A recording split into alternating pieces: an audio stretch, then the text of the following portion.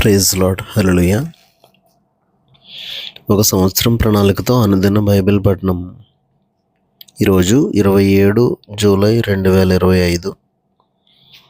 ఈ సంవత్సరంలో ఇది 208వ రోజు. ఈరోజు కొరకు ఏర్పాటు చేయబడిన బైబిల్ వాక్య భాగాలు పాత నిబంధన కీర్తనల పుస్తకము 50, 51, 52 అధ్యాయాలు మరియు కొత్త నిబంధన అపోస్తలుల కార్యములు 27వ అధ్యాయము 1వ వచనం నుండి 25వ వచనం వరకు. మొదటిగా 50వ కీర్తన. దేవాది దేవుడైన యెహోవా ఆజ్ఞ ఇచ్చుచున్నాడు, తూర్పు దిక్కు మొదలుకొని పడమటి దిక్కు వరకు భూనివాసులను రమ్మని ఆయన పిలుచుచున్నాడు. పరిపూర్ణ సౌందర్యం గల సియోనులో నుండి దేవుడు ప్రకాశించుచున్నాడు. మన దేవుడు వేంచేయుచున్నాడు, ఆయన మౌనముగా ఉండడు. ఆయన ముందర అగ్ని మండుచున్నది, ఆయన చుట్టూ ప్రచండ వాయువు విసరుచున్నది. ఆయన తన ప్రజలకు న్యాయం తీర్చుటకై బలియార్పణ చేత నాతో నిబంధన చేసుకొనిన నా భక్తులను నా యొద్దకు సమకూర్చుడని మీది ఆకాశమును భూమిని పిలుచుచున్నాడు. దేవుడు తానే న్యాయకర్త అయి ఉన్నాడు. ఆకాశం ఆయన నీతిని తెలియజేయుచున్నది. నా జనులారా, నేను మాట్లాడబోచున్నాను, ఆలకించుడి. ఇశ్రాయేలు, ఆలకింపము. నేను దేవుడను, నీ దేవుడను. నేను నీ మీద సాక్ష్యం పలికెదను. నీ బలుల విషయమై నేను నిన్ను గద్దించుటలేదు. నీ దహన బలులు నిత్యము నా ఎదుట కనబడుచున్నవి. నీ ఇంట నుండి కోడినైనను నీ మందల నుండి పొట్టేళ్లనైనను నేను తీసుకొనను. అడవి మృగములన్నీయు 1000 కొండల మీది పశువులన్నీయు నావే గదా. కొండలలోని పక్షులన్నిటినీ నేను ఎరుగుదును. పొలములలోని పశువాదులు నా వశమై ఉన్నవి. లోకమును దాని పరిపూర్ణతయు నావే. నేను ఆకలి గొనునను నీతో చెప్పను. వృషభముల మాంసము నేను తిందునా, పొట్టేళ్ల రక్తం త్రాగుదునా? దేవునికి స్తుతియాగం చేయుము, మహోన్నతునికి నీ మొక్కుబడులు చెల్లించుము. ఆపత్కాలమున నీవు నన్ను గూర్చి మొరపెట్టుము, నేను నిన్ను విడిపించదను, నీవు నన్ను మహిమపరచదవు. భక్తిహీనులతో దేవుడు ఇట్లు సెలవిచ్చుచున్నాడు, నా కట్టడలు వివరించుటకు నీకేం పని? నా నిబంధన నీ నోట వచించదవేమి? దిద్దుబాటు నీకు అసహ్యము కదా. నీవు నీ మాటలను నీ వెనుకకు త్రోసివేసదవు. నీవు దొంగను చూచినప్పుడు వానితో ఏకీభవించదవు. వ్యభిచారులతో నీవు సాంగత్యం చేసదవు. కీడు చేయవలనని నీవు నోరు తెరచుచున్నావు. నీ నాలుక కపటము కల్పించుచున్నది. నీవు కూర్చుండి నీ సహోదరుని మీద కొండములు చెప్పుచున్నావు. నీ తల్లి కుమారుని మీద అపనిందలు మోపుచున్నావు. ఇట్టి పనులు నీవు చేసినను నేను మౌనినయుంటిని. అందుకు నేను కేవలము నీ వంటి వాడనని నీవు అనుకొంటివి. అయితే నీ కన్నుల ఎదుట ఈ సంగతులను నేను వరుసగా ఉంచి నిన్ను గద్దించదను. దేవుని మరచువారులారా, దీన్ని యోచించుకొనుడి. లేని ఎడల నేను మిమ్మల్ని చీల్చివేయదను, తప్పించువాడెవడను లేకపోవును. స్తుతియాగం అర్పించువాడు నన్ను మహిమపరచుచున్నాడు. నేను వానికి దేవుని రక్షణ కనబరుచున్నట్లు వాడు మార్గం సిద్ధపరచుకొనెను. 51వ కీర్తన. దేవా, నీ కృప చొప్పున నన్ను కరుణింపము, నీ వాత్సల్య బాహుల్యం చొప్పున నా అతిక్రమములను తుడిచివేయము. నా దోషం పోవునట్లు నన్ను బాగుగా కడుగుము, నా పాపం పోవునట్లు నన్ను పవిత్రపరచుము. నా అతిక్రమములు నాకు తెలిసే ఉన్నవి, నా పాపం ఎల్లప్పుడూ నా ఎదుట ఉన్నది. కేవలం నీకే విరోధంగా నేను పాపం చేసి ఉన్నాను. నీ దృష్టి ఎదుట నేను చెడుతనం చేసి ఉన్నాను. కావున ఆజ్ఞ ఇచ్చినప్పుడు నీవు నీతిమంతుడుగా ఆగపడదువు, తీర్పు తీర్చినప్పుడు నిర్మలుడుగా ఆగపడదువు. నేను పాపములు పుట్టిన వాడను, పాపంలోనే నా తల్లి నన్ను గర్భమును ధరించాను. నీవు అంతరంగములో సత్యం కోరుచున్నావు, ఆంతర్యమున నాకు జ్ఞానం తెలియజేయదు. నేను పవిత్రుడనగునట్లు హిస్సోపుతో నా పాపం పరిహరింపము. హిమము కంటేను నేను తెల్లగా నుండునట్లు నీవు నన్ను కడుగుము. ఉత్సాహ సంతోషములు నాకు వినిపింపము. అప్పుడు నీవు విరిచిన ఎముకలు హర్షించును. నా పాపములకు విముఖుడవు కమ్ము, నా దోషములన్నిటినీ తుడిచివేయము. దేవా, నా యందు శుద్ధ హృదయం కలుగు చేయము, నా అంతరంగంలో స్థిరమైన మనస్సును నూతనముగా పుట్టించుము. నీ సన్నిధిలో నుండి నన్ను త్రోసివేయకము, నీ పరిశుద్ధాత్మను నా యొద్ద నుండి తీసివేయకము. నీ రక్షణ ఆనందం నాకు మరల పుట్టించుము. సమ్మతి గల మనస్సు కలుగజేసి నన్ను దృఢపరచుము. అప్పుడు అతిక్రమం చేయు వారికి నీ త్రోవలను బోధించదను, పాపులను నీ తట్టు తిరుగుదురు. దేవా, నా రక్షణకర్తయగు నా రక్షణకర్తయగు దేవా, రక్త అపరాధము నుండి నన్ను విడిపింపము. అప్పుడు నా నాలుక నీ నీతిని గురించి ఉత్సాహగానం చేయను. ప్రభువా, నా నోరు నీ స్తుతిని ప్రచురపరచున్నట్లు నా పెదవులను తెరవము. నీవు బలిని కోరువాడవు కావు, కోరిని ఎడల నేను అర్పించదును. దహన బలి నీకు ఇష్టమైనది కాదు, విరిగిన మనస్సే దేవునికి ఇష్టమైన బలులు. దేవా, విరిగి నలిగిన హృదయమును నీవు అలక్ష్యం చేయవు. నీ కటాక్షం చొప్పున సియోనుకు మేలు చేయము, యెరూషలేము యొక్క గోడలను కట్టించము. అప్పుడు నీతియుక్తములైన బలులను, దహన బలులను, సర్వాంగ హోమములను నీకు అంగీకృతములగును. అప్పుడు జనులు నీ బలిపీఠము మీద కూడలను అర్పించెదరు. 52వ కీర్తన.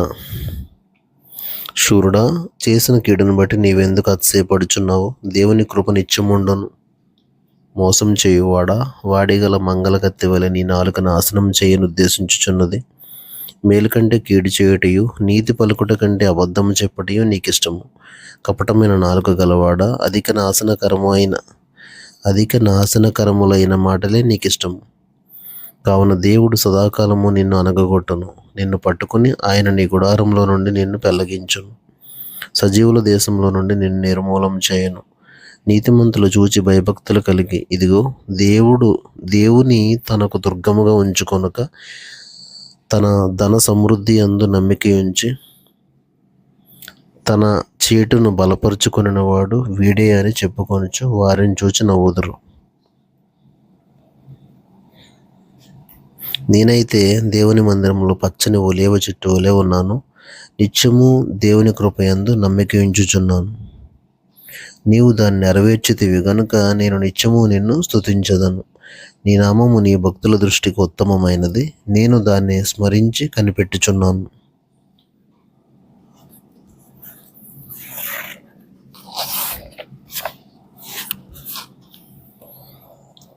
క్రొత్త నిబంధన. అపోస్తలుల కార్యములు 27వ అధ్యాయము 1వ వచనం నుంచి 25వ వచనం వరకు. మేము ఓడ ఎక్కి ఇటలీ వెళ్ళవాలని నిర్ణయం అయినప్పుడు వారు పౌలును మరికొందరు ఖైదీలను ఐగుస్తు పటాలములో శతాధిపతి అయిన యూలి అనువానికి అప్పగించిరి. ఆసియా దరి వెంబడినున్న పట్టణములకు ప్రయాణం చేయబోవు అద్రముత్తియ పట్టణపు ఓడనెక్కి మేము బయలుదేరితిమి. మాసిదోనియుడును థెస్సలోనికీయ పట్టణస్థుడునైన అరిస్తార్కు మాతో కూడా ఉండెను. మరునాడు సీదోనుకు వచ్చితిమి. అప్పుడు యూలి పౌలు మీద దయగా ఉండి అతడు తన స్నేహితుల యొద్దకు వెళ్ళి పరామరికి పొందుటకు అతనికి సెలవిచ్చాను. అక్కడ నుండి బయలుదేరిన తరువాత ఎదురుగాలి కొట్టుచున్నందున కుప్ర చాటున ఓడ నడిపించితిమి. మరియు కిలికియకును పంపూలియకును ఎదురుగా ఉన్న సముద్రము దాటి లుకియలో ఉన్న మూరకు చేరితిమి. అక్కడ శతాధిపతి ఇటలీ వెలనై ఉన్న అలెగ్జాంద్రియ పట్టణపు ఓడ కనుగొని అందులో మమ్మను ఎక్కించాను. అనేక దినములు మెల్లగా నడిచి ఎంతో కష్టపడి క్నీదుకు ఎదురుగా వచ్చినప్పుడు గాలి మమ్మను పోనీయకున్నందున క్రేతు చాటున సల్మోనే ధరిని ఓడ నడిపించితిమి. బహు కష్టపడి దాన్ని దాటి మంచిరేవులు అను ఒక స్థలమునకు చేరితిమి. దాని దగ్గర లసయ్య పట్టణం ఉండెను. చాలా కాలమైన తర్వాత ఉపవాస దినము కూడా అప్పటికి గతించినందున ప్రయాణం చేయుట అపాయకరమై ఉండెను. అప్పుడు పౌలు, అయ్యలారా, ఈ ప్రయాణం వలన సరుకులకును ఓడకును మాత్రమే కాక మన ప్రాణములకు కూడా హానియు బహు నష్టమును కలుగునట్లు నాకు తోచుచున్నదని చెప్పి వారిని హెచ్చరించాను. అయినను శతాధిపతి పౌలు చెప్పినది నమ్మక నావికుడును ఓడ యజమానుడును చెప్పినదే నమ్మాను. మరియు శీతకాలం గడుపుటకు ఆ రేవు అనుకూలమైనది కానందున అక్కడ నుండి బయలుదేరి ఒకవేళ సఖ్యమైతే ఫీలిక్స్ నాకు చేరి అక్కడ శీతకాలం గడపవలనని ఎక్కువ మంది ఆలోచన చెప్పిరి.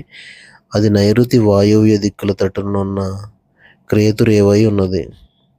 మరియు దక్షిణపు గాలి మెల్లగా విసురుచుండగా వారు తమ ఆలోచన సమకూడిందని తలంచి లంగరెత్తి క్రేతు ధరిని ఓడ నడిపించిరి. కొంచెం సేపు అయిన తర్వాత ఊరకులోను అను పెనుగాలి క్రేతు మీద నుండి విసిరాను. దానిలో ఓడ చిక్కుకొని గాలికి ఎదురు నడవలేకపోయినందున ఎదురు నడిపించుట మాని గాలికి కొట్టుకుని పోతుంది. తర్వాత కౌద అనబడిన ఒక చిన్న ద్వీపము చాటున దాన్ని నడిపింపగా పడవను భద్రపరచుకొనుట బహు కష్టతరమాయను. దానిని పైకెత్తి కట్టిన తర్వాత త్రాళ్ళు మొదలైనవి తీసుకొని ఓడ చుట్టూ బిగించి కట్టిరి. మరియు సూర్తిసను ఇసుక తిప్ప మీద పడుదుమేమో అని భయపడి ఓడ చాపలు దింపివేసి కొట్టుకుని పోయిరి. మిక్కిలి పెద్ద గాలి కొట్టుచున్నందున మరునాడు సరుకులు పారవేయసాగిరి. 3వ దినమందు తమ చేతులారా ఓడ సామాగ్రి పారవేసిరి. కొన్ని దినములు సూర్యుడైనను నక్షత్రములైనను కనబడక పెద్ద గాలి మా మీద కొట్టినందున ప్రాణములతో తప్పించుకుందుమను ఆశ బొత్తిగా పోయెను. వారు బహుకాలం భోజనం లేకున్నందున పౌలు వారి మధ్య నిలిచి, అయ్యలారా, మీరు నా మాట విని క్రేతు నుండి బయలుదేరకయే ఉండవలసినది. అప్పుడు ఈ హానియు నష్టమును కలుగకపోవును. ఇప్పుడైనను ధైర్యం తెచ్చుకునుడని మిమ్మల్ని వేడుకొంచున్నాను. ఓడకే గాని మీలో ఎవని ప్రాణమునకును హాని కలగదు.